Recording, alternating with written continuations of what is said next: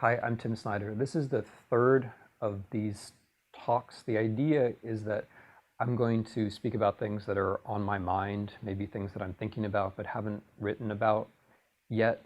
And the way I'm going to do it is just pick a single topic for each one. And now that I've done a couple, I'm starting to hear from some of you in real life or over email what you would like to hear about. And one of the requests was oligarchy.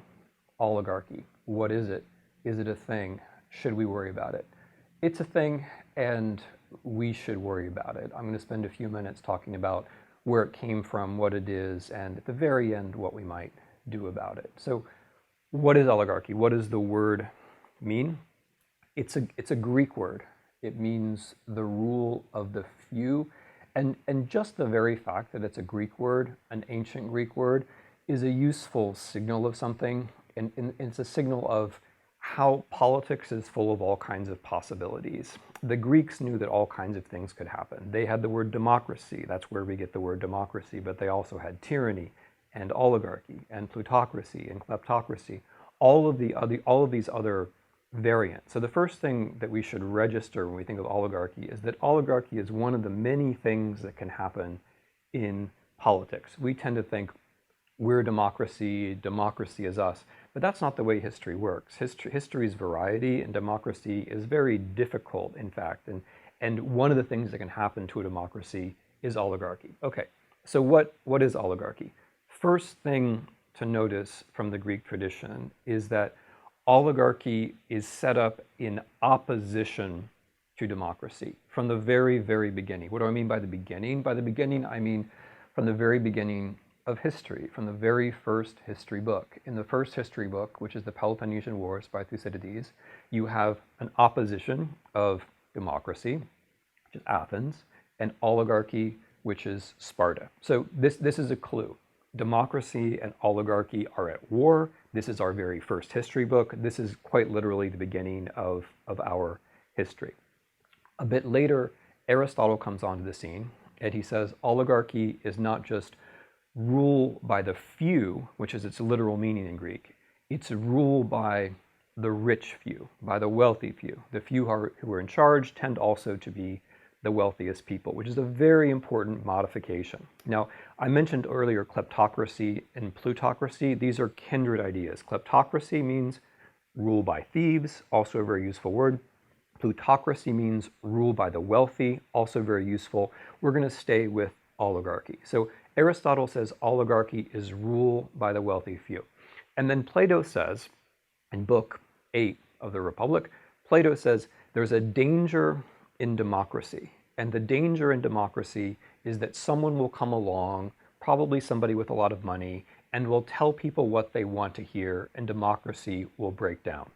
So if we put Plato and Aristotle together for a minute, we get a classical argument about the relationship between democracy and oligarchy, which is that democracy has the weakness that it's vulnerable to oligarchy. This is what the classic philosophers were worried about, and for this reason, by the way, the founding fathers were worried about it as well. So two things to note from the classics: democracy and oligarchy in opposition, but democracy can blend into oligarchy. And this is the reason why it's useful to have these words, because let's just say, I'll come back around to this, there's some chance that oligarchy is in our present or in our future. We need the word, we need the concept so that we can recognize it, so that we can see it coming. Okay, that brings me to the next thing that I wanted to say. Where has oligarchy come? Is oligarchy around in the modern world? Yeah, obviously it is. The reason why we use the word oligarchy now is that the thing, and therefore the word, appeared in the 1990s in Russia. The Greek word oligarchy jumped a couple of thousand years to Russia and appears in the 1990s. Why is that? Well, it has to do with the end of the Soviet Union. In the Soviet Union, there was central planning. There were relatively few assets. They were highly centralized. And the Soviet Union was also a state, like Russia is today, which was highly dependent on commodity exports, on the export of natural gas and of oil. When the Soviet Union falls apart, an attempt is made to privatize, to create a market economy without first establishing a firm and well understood rule of law. This led to a situation where all the best assets were taken by a small number of people, and other very clever people thought of arbitrage schemes with natural gas, which allowed them to make lots of money. So by the end of the 1990s, people in Russia were describing their own situation not as democracy, although there were elections, but as oligarchy. And the few people who were around the president of Russia, a man named Boris Yeltsin, were called the oligarchs. Russians also referred to them as his family. So the word oligarchy comes to us with the thing oligarchy from Russia in the 1990s. What Mr. Putin does, what Vladimir Putin does, is he says, since we're in an oligarchy, I'm going to fix the problem. I'm going to restore the state to the citizens. But what Mr. Putin actually does, in a very clever sleight of hand, is that he takes the oligarchy that he inherits from Mr. Yeltsin and he chooses his own pet oligarchs. He merges some of the oligarchs with the state and in fact turns the state into one giant, unified, and much more stable oligarchy. So again, some people prefer to refer to Mr. Putin's regime as kleptocracy, ruled by thieves. I'm fine with that. Some people might say plutocracy, ruled by the very wealthy, because they are very wealthy. But I prefer to stay with the term oligarchy here. Now, we can learn some things from Russia because things that happen here often happen first in Russia. So what can we learn from oligarchy in Russia? One of the things we can learn is that it has a fundamental problem of rule, which I would refer to as oligarchical impotence. Oligarchical impotence has two problems. The first problem, and maybe the most basic, is that there isn't a succession principle.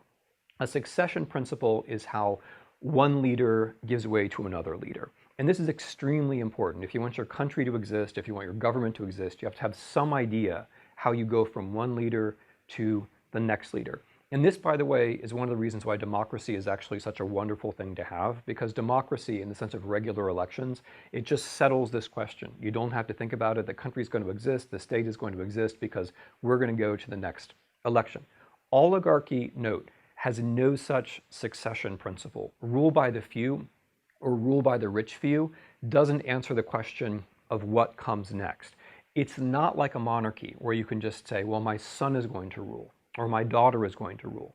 Oligarchs will set up their sons and daughters. They will puff up their sons and daughters. They will give them lots of money, but there's no principle which says that these people ought to be the next rulers. So that's a problem. The second part of oligarchical impotence is that it's very difficult to make policy. So if you're a conservative and you like markets, and you're right, markets are good things. If you're a conservative and you like markets, then you'll notice this problem. It's very hard for oligarchs to make markets because oligarchs can't really accept the rule of law.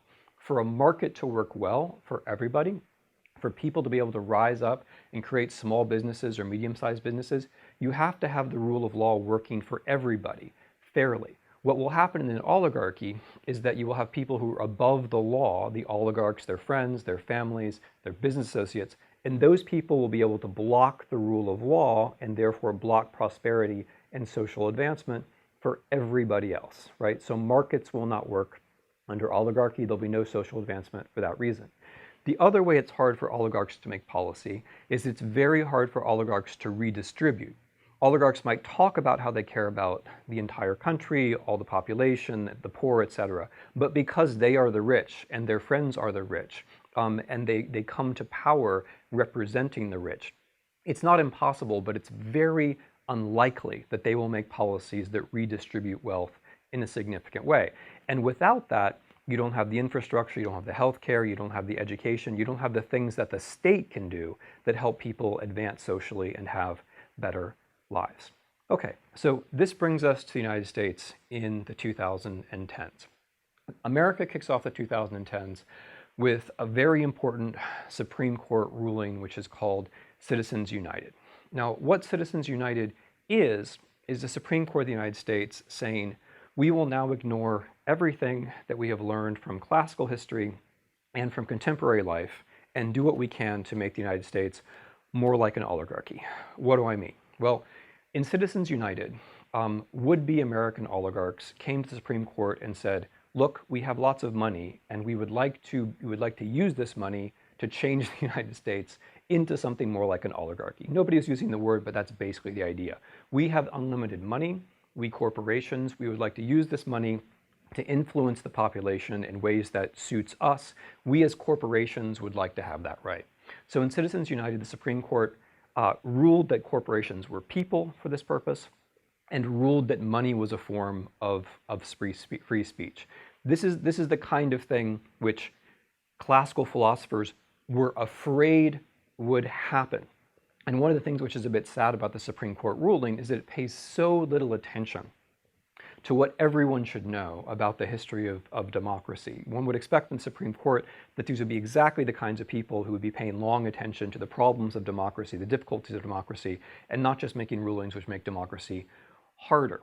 Likewise, Citizens United ignores, in 2010, ignores exactly what's happening in Russia.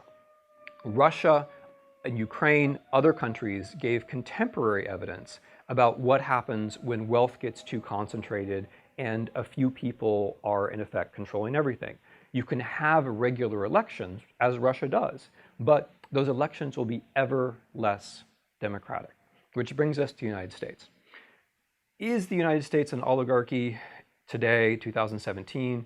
Is Donald Trump an oligarch? Well, the United States is tottering between, I would say, democracy and oligarchy. Our elections still matter. I think we're actually in that moment where they matter more than ever because the rules of the game are at stake. And one of the rules of the game is whether we actually are a democracy or whether we will become an oligarchy. So please vote.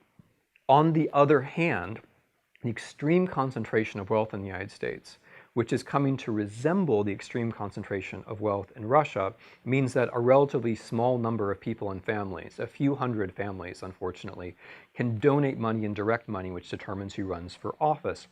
We also have the problem that thanks to Citizens United, corporations or fronts for corporations can intervene in state elections all over the land and get their influence felt that way. So we are teetering. We are teetering. So what we do right now makes an awful lot of difference.